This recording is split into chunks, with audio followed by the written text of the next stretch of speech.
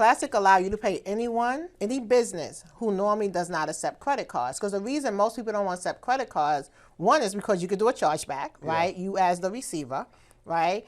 And also you charge, those processing companies would charge you if you're the receiver 3%. Yeah. But plastic allow me to pay the 3%. I still keep my 0% interest, and you get all the money into your account. Wow. Right? So, I buy a lot of real estate. So, of course, you can't swipe a credit card at a title company, but I can have the money wired to the title company or from my credit cards. Wow. This is something I'm sure people never thought about, but this is typically credit cards are used for people to buy clothes, pay for trips. But you're utilizing credit cards to be able to purchase real estate that produces cash flow. Correct. This is different. Correct. This is yes, different. I purchased over 26 doors using business credit cards. My goal is to help coaches and entrepreneurs turn their mind into money, teaching them how to take what they know, package it, market it, sell it, and automate it to make a massive income and massive impact, even if they don't have a lot of followers on social media. If you're watching this video, you're about to make a whole lot of money because you're about to learn how to turn your ideas into income. The goal of the Monetize Markets podcast is to help coaches and entrepreneurs package their ideas into digital products, courses, market it, automate it, sell it to grow a wildly successful company. Well, today's episode, you're in for a treat because I get to interview one of my favorite people. I've had the blessed privilege of being at many of her events as well as working with her, and she is the queen of business funding. Now, no business can grow without revenue. Well, if you are looking for an outlet or the resources to learn how to get capital, and this is the biggest reason why business fail, I got the very best for you today. None other than Dana Christian. Thank you so much for making time to come today. Thank you for having me. It is an honor to be here with you. Listen, I remember the first time I met you at an event, and we knew of each other because I was hearing your information on the line, and it's like instant. One of the things I love about you is your reputation precedes itself. Everyone brags about how genuine you are, right? The ability for you to help people, and I fell in love with how direct you were. You straight to the point. Right, like you shot it straight. And the first time I heard you speak, and that's where I want to go. First time I heard you speak was in D.C. Okay. You remember this in D.C. and I had never heard someone simplify how people can get access to funding in real time. I saw people utilizing what you taught them and were getting money while they were there. Yes. Man, how did you get into helping people get business funding? How did you learn about this? And of course, you're helping people do that and move into real estate, which we'll get into in a second. But how did you get introduced to this? So I got introduced to using business credit cards after I ran out of cash, investing in real estate. So I was following somebody on IG, and they was talking about how they was using business credit cards to purchase real estate. And I'm like, what? So I said, let me find out how you do this. So research. I just need this much information, and I'm going to figure out the rest. So I went on the internet, looking at different banks, what they had to offer. I already knew the qualifications to get funding. And it was up from there. And I was able to get over $1 million in funding. Wait a second. Carry the 1 minus 2 plus 5. $1 million in funding. Yes. Okay. You heard a piece of information and you did something that most people don't do. You researched and then you executed. Correct. But $1 million in funding, what does that look like? Take me through this. Okay, so right quick. So $1 million in funding, think about it. If the average credit card is $20,000, and if you have 40 credit cards, that's $1 million. Real simple. We overcomplicate things. Yeah. It's just really simple. And if, you can get a $50,000 credit card, right? Then that's 20 credit cards. Is $1 million. Yeah. A lot of times when people hear credit cards, the first thing they think about is cash advance fees, right? So that's why they shy away from credit cards. But you can liquidate the credit cards, which just means turn it into cash, by using a program called Plastique. And they allow you to pay anyone who normally does not accept credit cards. Okay, so you just gonna start the episode just swinging just like that, huh? Straight to the point. You just gonna Somebody was listening to this and they're like, baby, pull the car over. Pull the car over. Let's go back. You said Plastique? Yes, with a Q at the end. Plastique. What does Plastique allow you to do? So Plastic allow you to pay anyone, any business who normally does not accept credit cards. Because the reason most people don't want to accept credit cards, one is because you could do a chargeback, right? You as the receiver, right? And also you charge, those processing companies would charge you if you're the receiver 3%. Yeah. But Plastic allow me to pay the 3%. I still keep my 0% interest, and you get all the money into your account. Wow. Right? So, I buy a lot of real estate. So, of course, you can't swipe a credit card at a title company, but I can have the money wired to the title company or from my credit cards. Wow. This is something I'm sure people never thought about, but this is typically credit cards are used for people to buy clothes, pay for trips. But you're utilizing credit cards to be able to purchase real estate that produces cash flow. Correct. This is different. Correct. This is yes, different. I purchased over 26 doors using business credit cards. 26 doors of real estate using business credit cards. Here's why this is crazy. Because I constantly speak to people who are generating revenue with online courses, things of that nature, right? So we're showing them how do you go from ideas or services to building out a business with your knowledge, like infopreneurs. But once you start generating revenue, the biggest issue is if you got a course that you're selling for $1,000 or $1,500 or $2,000, you don't your tax higher because you don't have to spend out as much. So you're saying that a person could use other people's money, correct, still get the tax benefit, and use a credit card to buy real estate. Now, I got to go back to this $1 million in credit because now we don't even see the million in credit the same. We see $1 million to be able to buy $1 million worth of real estate. Correct. You just changed the whole context of it. So what's that process that a person would go through? Let's say they made some mistakes. They're trying to get started and get their first few credit cards. How do they get those $25,000, $50,000 credit cards? And next, I know one question at a time. I got to go into a few other things. But how do they get started? I'll say, so the first way to get started is having good personal credit, right? Okay. So I use a lot of business credit, right? But in order to get business credit, you have to have good personal credit, right? So I would say always start with credit unions because it's easy to get $25,000 from Navy Federal, Digital Credit Union, First Tech. They're going to give you those $25,000 limits. And banks Y'all is better like, be writing these names down. banks is like monkey see, monkey do, right? So Bank of America will be like, oh, Navy gave them $25,000. They pay it back on time. They don't overutilize it. Let me give them $25,000. Wow. So that's why I always tell people to start with credit unions or community banks because most likely they will give you the higher limits, right? But don't have no negative items on your credit report. No collections, no charge-off, and bankruptcy. Because what that means, if you have those items, is if you owe someone some money. And I always tell people like this. If your cousin was to borrow money from your sister and brother, didn't pay them back, would you lend them money? If that ain't clear. Like, so banks is the same way, right? If Bank of America see you didn't pay Capital One back, why would they lend you money? So true. Right? But the good thing about negative items, it can always be removed off of your credit report. Right? Going through the credit repair process. Wow. So you're saying if a person's getting started, make sure you guys are writing this down. Start with credit unions. Start with credit unions and community banks, and then move on to the big banks or the regional banks. Regional banks is like the PNC, the Key Bank, Truist banks, banks that's only in certain regions, right? Yeah. They would give you more money before a Chase would, a Bank of America, and also start with who you bank with. So when you picking a bank to bank with, see what they have to offer. Especially if you're looking into business credit, right? See what they have to offer. Like Bank of America have 4 business credit cards, right? When we talk about that $1 million, right? They have 4 business credit cards, and I have 15 entities. I just counted yesterday. Right, just told my daughter to sign me up for 2 more. But anyway, just imagine, if I have 10 entities, Bank of America have 4 business credit cards. That means I can get 4 on each. That's 40 credit cards. That's $1 million right there. From just your different just from that one. For those of you that are listening, she said she has 15 entities. She has 15 different businesses. You hear me? Like, can I borrow $3? I can even give you 5. Oh, look at God. Dana, this is why I love you, right? You all hear what I was saying from the moment I met you. This is literally her. You shared information so freely. In this new age, just like, man, It's like the person who's online that say that say their job is hiring, and you ask, you say who's hiring? DM me, girl. If you don't tell me if Taco Bell got interviews on Thursday, right? You're so free with information. You're sharing what banks. You're sharing what you're doing, how you're doing it. You even do this in your programs. Correct. And you mentioned even the order of how to do it. Phenomenal.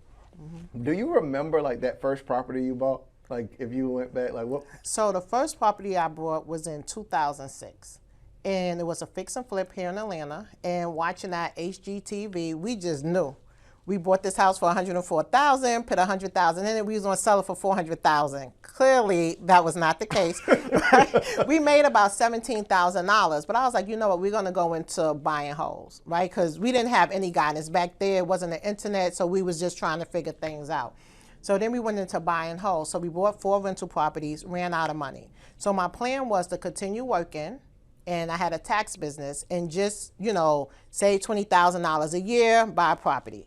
Fast forward to 2017 when I got injured at the post office, and I look back, I was just living ghetto fabulous all those years because I had the money, but I wasn't investing. Yeah. So in 2017 when I got hurt, I was like, oh my goodness, Dana, what have you been doing these last 9 years? So that's when I started getting a mentor, learning about real estate, learning about the business credit cards, and then the next property we bought was to June 2018 in Baltimore. So the reason I went to Baltimore is because the entry point was less than here in Atlanta. Yeah. And I bought it from an auction, paid cash, and that was all my cash. Then I started looking into the Cleveland market. I was like, okay, let me use this strategy with the credit cards. And no looking back since then. Wow. How do you choose, for anyone who's listening, how do you choose what markets you're going into? I heard you say, hey, I was in Atlanta. How to get into it costs more to acquire property in Atlanta, right? You said Baltimore is a little cheaper to get into. You also mentioned buying at an auction. Like this is kind of go into, for those who don't know, what that sounds like at an auction. Someone's losing their home. Like what's that process of buying from an auction? So yes, so when you buy from an auction, someone's losing their home because they didn't pay the mortgage or taxes. But the one I bought in Baltimore, back up. So I bought one from an auction, auction.com. That when somebody lost their mortgage in Atlanta. So that was the first one I bought from an auction. And I want to say when you buy from an auction, know your numbers. When I said know your numbers, know what the value of the property is. Kind of know how much the estimate repairs is going to be, because you can't go into the house when you're buying it from an auction, right? So you have to figure out what's the most you want to buy. So right quick. So let's just say a property is worth $200,000. Okay. You don't want to be more in 70%. So $140,000 is the most you want to be in. So that should cover repairs and purchase and repairs, right? So if you look at a property, you can't go inside and you can see, okay, well, it looks old, the windows, the roof. So this might cost me about $80,000, right? So remember, 140 was the magic number. So you know you can't bid at the auction more than $60,000 for this house. Gotcha. So it's really just knowing your numbers and not getting caught up with the bidding process, because the first house we bought from an auction, we knew the street because we used to drive for dollars. That's when you drive around looking for property. So we knew the street, our street. So, of course, what we went to the auction for, we got outbidded, but I'm like, I'm leaving here with something. And that's exactly what happened. So we bidded for this house, $80,000. Back then, I didn't know how to run my numbers. So after the auction, we went to go see the house. It was 4 houses on that block. I'm like, what did we just buy? But needless to say, the house was rehabbed, decent. We put a front rent sign in the ground. Somebody moved in, and they was in that house for 15 years. Just until this summer, I asked them to move out, because now the properties on that block is going for $600,000. Wow. Yep. So now I think it's like maybe 2 vacant houses left, but now, you know, the values is up. So that was the first house we bought from an auction. But I would say when you go to an auction, don't get caught up in the bidding process, and know your numbers, because there's going to be different people bidding and they have different types of money. Right? It might be somebody that's a millionaire to have a whole bunch of cash, where they can pay a little more than if you are using finance money. Yeah. So definitely educate yourself before you make that mistake. What do you think should be the starting point if someone's looking to get into real estate? I keep asking this because I got a lot of rich friends. One of them in here, like Marketing Monray Rich. Okay. Like She like, Grey Poupon rich. I'm like mustard. Okay. Kind of situation. And the issue is all of us are generating capital. We throw it back into the business on down the line. We are model citizens and want to pay our taxes, but we would love to be able to invest into real estate to have cash flow that is not based on our brand, our business, on down the line. What should be the starting point for someone who's in the coaching industry? Let's just say they're running webinars every week and let's say they're making $10,000 a month. That's some capital coming in, right? What's the starting point to get into real estate? How do we find a property that we can invest in? So one thing you can do, you can find a realtor to help you find a property. Okay. Second, there are some sites like LoopNet and Cressy. They have a lot of multifamilies, and most likely it might be out of your state, right? So like if you go to that site, it will tell you who the broker is. So you contact the broker. First, they want to know proof of funds, because they're not going to talk to you unless they know you can buy it. So once you show them that you have proof of funds, whether you finance or you pay in cash, and then you ask to see the property, right? If it's a multifamily, you want to ask for the paperwork to see if it's really collecting rent, what's repairs is being done, when the last time, like just doing your due diligence and then invest. And I definitely recommend that if you're really cash heavy, to invest it in real estate, because why give Uncle Sam the money when you can invest in real estate, right? And see, and that's when you can buy things that most people can't when you cash heavy, right? Because you might spend, let's just say $500,000 on a property, and it might cash you $5,000 a month. Now that's good for you because you gave the money to Uncle Sam's. 100%. But versus somebody have to do bank financing, that might not be a good deal for them. Wow. Couple things. You are a walking resource. Like I'm telling you. Do you teach this? So yes, I do teach this in the Ladder to Passive Income Mentorship. Ladder to Passive Income Mentorship. And this is for, do you have to be an entrepreneur? What do you have to be to qualify to work with you and learn some of these things? They're willing to learn. Okay. And they're willing to unlearn what we learned about credit. Because most of us, when I talk about using credit cards, oh, my parents told me to stay away from credit, and this, that, and the other. So just willingness to learn, and that's it. Wow, willingness to learn. So someone could be working a job, someone could be an entrepreneur, and they can still get into real estate and create another stream of revenue. Yes, and I definitely recommend people having another stream of income, especially if you work a job, because I worked for the post office for 25 years. And then when I got injured, 2017 I got injured. 2018 when I finally went out of work, it was 5 months before they paid me.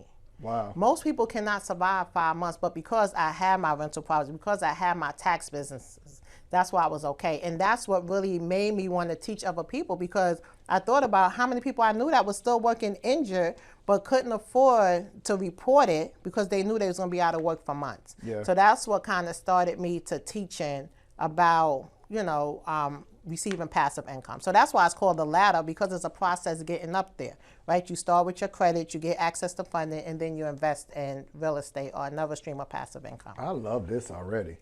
The ladder to passive income. I saw that you're doing something amazing coming up, a day with Dana, where this information you're sharing, you're inviting people to go to, Cleveland? To Cleveland, Ohio with me. Tell me more about that so I can sign up. Okay, so a day with Dana, you get to come into Cleveland with me for 2 days. The first day, just a meet and greet. The second day, we're going to do some walkthroughs, 2 to 3 of my properties. I'm going to have somebody there teaching us about the different areas to invest in Cleveland. I'm going to have a commercial banker there teaching you how to finance these deals. And also, I'm going to teach how I bought these properties using business credit cards, because Cleveland has some good banks out there. I'm going to have an inspector there telling you what to look for, because sometimes when you go look at properties, you need to know what you need to look for before you purchase it. And also my contract is going to be there. Wow. So everybody that you need to purchase real estate, you'll have there. You're educating them on it. You've got the people who can finance it, the inspector, the whole thing. Why? You're already making money. Why are you doing this? Why are you giving back and helping people like this? Because nobody really helped me. So I want to help people. Wow. So I get the cheat sheet, right? Because I know from where you're from. I know about the trench coat. What is the mink coat? Right. I know about the mink coat. But they don't. So take me back to Dana before the post office, Dana Christian before real estate, before $1 million in funding, and before teaching people around the world how to do this.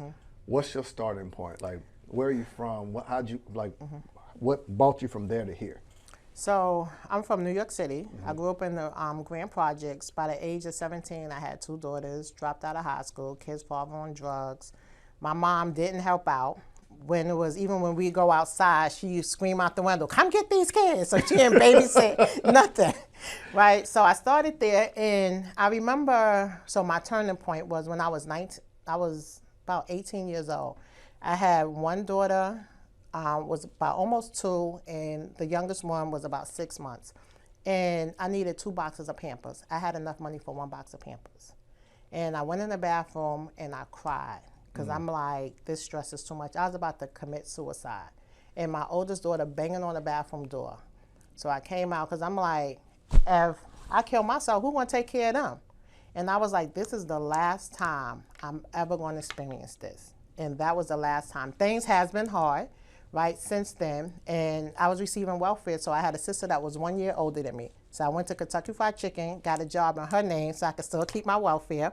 And it was so crazy because the Kentucky Fried Chicken was right across the street from where we lived at. So I'm Dana, her name is Shavella, my tag says Shavella. So people coming in there looking like, well, why she got her sister's name? But that was my turning point, and I was like, that I would do what I have to do to take care of these kids. So times that I worked 3 jobs, and just being totally transparent, even sold drugs, to take care of them, just did what I had to do to really, take care of them. And I just had the attitude since then, by any means necessary, I'm gonna do what I have to take to make it.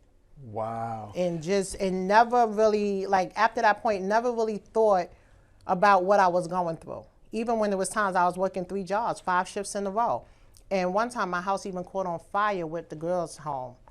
And I didn't even have enough money to get in a cab to get to them. One of my coworkers gave me money to take a cab home. We was living in New York at the time. I'm in the cab crying, not knowing, are they even old enough to be home alone? And when I got there, by the time my mom was there, my sister was there. And, so they was okay. And I was like, all right, Dana, you can't continue working 3 jobs. And like I said, I was doing a couple of taxes. I was like, you know what, let me tell these people that I do taxes. Yeah. So that's when I left 1 job and was still working 2, and then started really growing the tax business. Wow. Here's what I love. Every entrepreneur has that rock bottom story, but it's all different, right? It's not to normalize it. It's from a genuine place of need, necessity, desperation, as well as, would you say your kids were your why? Correct. That thing that really drove you to become the Dana Christian we all know. Yes. So that struggle then was a blessing. Yes, it was. And I always say that, and I'm like, why did God give me these kids at 16, 17? Well, I know why, but why did I get these kids at 16, 17? But now those are my best friends. Those are my business partners. Yeah. Right? So both of them work for me. Wow. Talk about that, including your kids in the business. So you building real estate and the things you're doing, and I got a chance to meet your beautiful, genuine, you didn't just give them access to a new environment, to resources. Man, you've passed on how genuine you are to them. I got a chance. Where were we at? In Atlanta and again in Miami? In Miami, got a chance to meet your kids.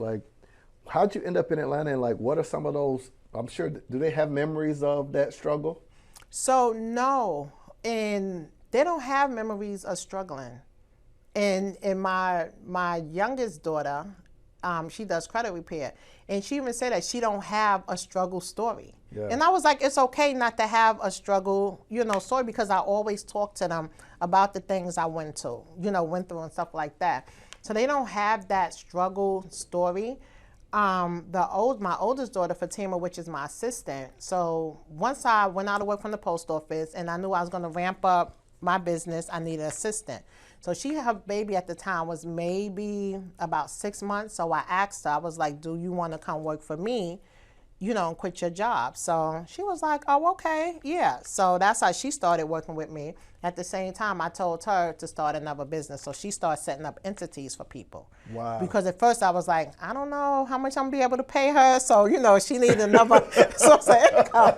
Yeah. So that kind of how that started with her. And then she she bought a house to rent out, so she had rental properties also. And then the youngest daughter, I had told her about the start credit repair, but she was doing events for people.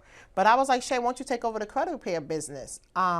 You know, and do that. She's a 4th grade teacher also. So she's started doing the credit repair business. And actually, she said next year she's quitting her job. Oh, wow. Yeah, because her son will be going on to middle school. So she was like, I'm not staying at this school.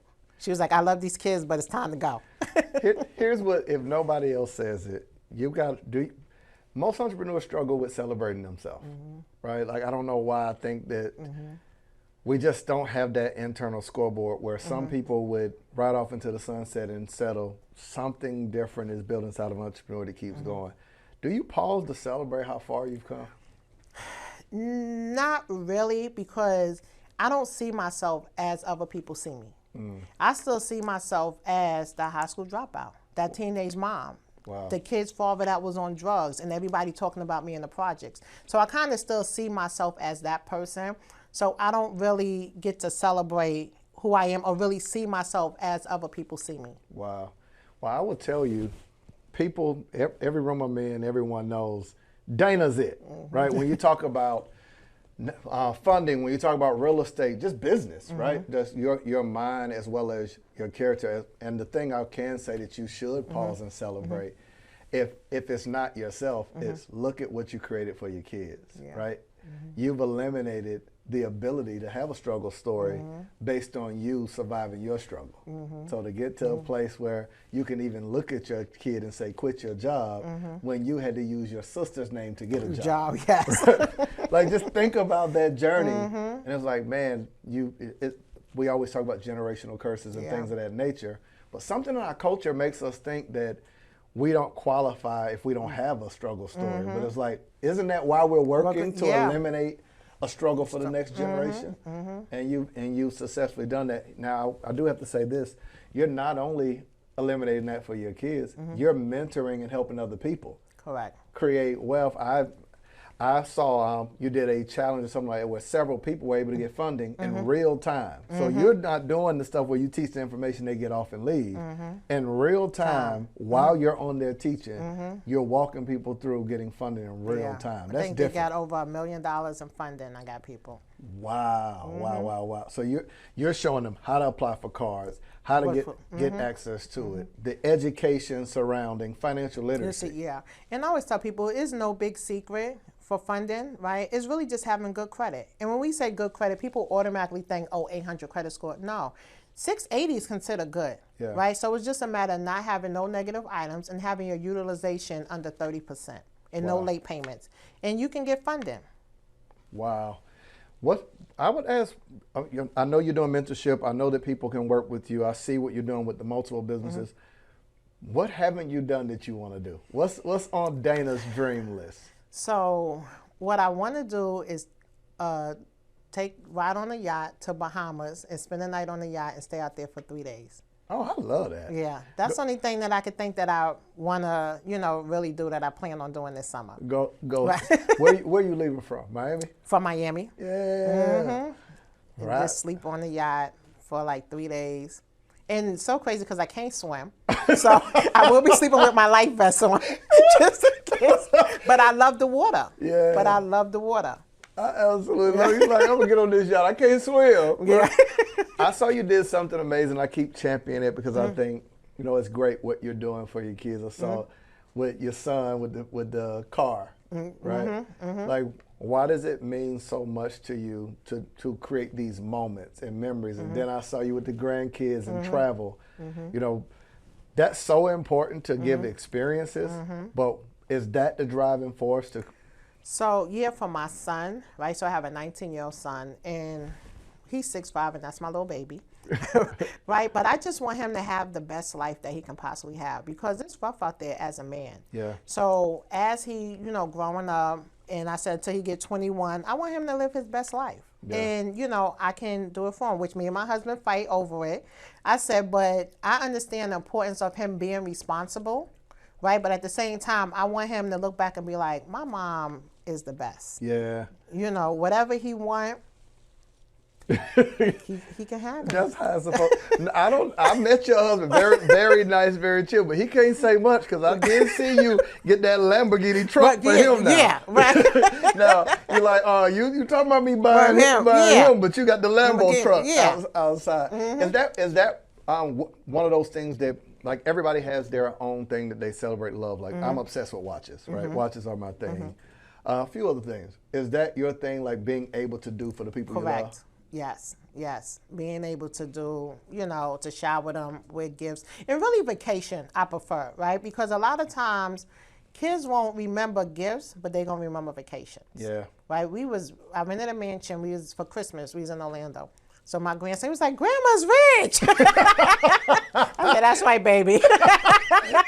Right. But those moments like that, for them to really enjoy, going on vacation. And he was like, Grandma, when we going on vacation again? I was like, in the summer, baby. Oh, yeah, he ruined. Yeah. Like, Grandma, where's the private jet? And then, and I always say, I was like, I can't wait till my grandsons turn 16 so I can buy them the car that their parents said they can't have. Ooh, hey, that's a rich flex. I don't know if y'all missed that. Missed that. Your mama say no, not me. Yeah, so they already know. Grandma's never saying no, but it feels good, you know. And this is what I work hard for. Wow. A few other questions I'll ask before we wrap up. There are people that will hear and have fear surrounding funding. We kind of addressed that.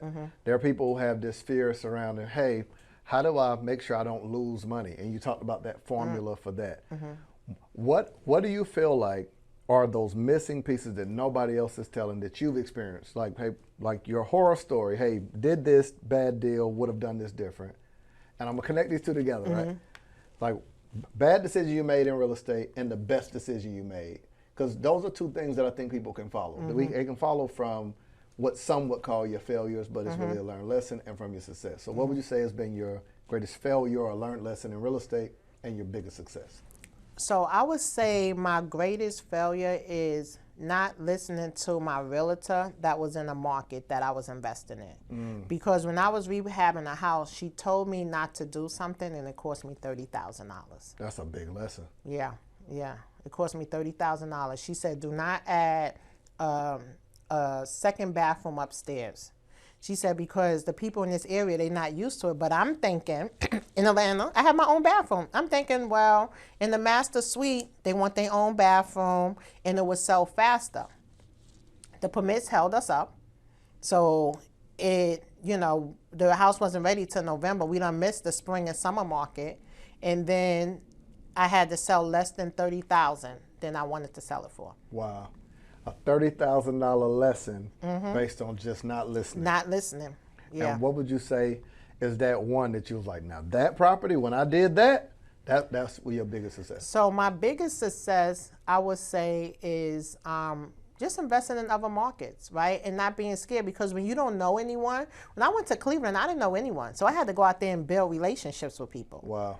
And but I would say that's the best decision that I made. Like not to listen to my fear and just go and it makes sense, just do it. Yeah. And so many times we let fear stop us, right? Because we think of, what if this don't work? But what if it do work? So now I have that mindset. Whenever it comes, what if it don't work? Automatically I switch to, what if it do work? Yeah.